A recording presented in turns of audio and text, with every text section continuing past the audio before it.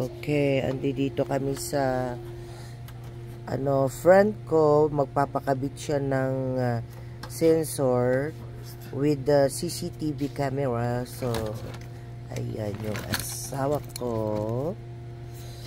Ayan, ilalagay niya doon sa taas. Ayan. Are you okay, Aniko? Ayan. Tignan mo, may swimming pool yung bahay ng kaibigan ko. Ayan. Ayan ang ikakabit niya.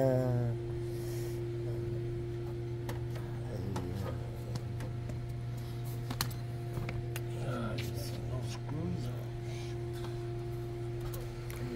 Diyan niya ilalagay. Ayan. Ayan yan, guys.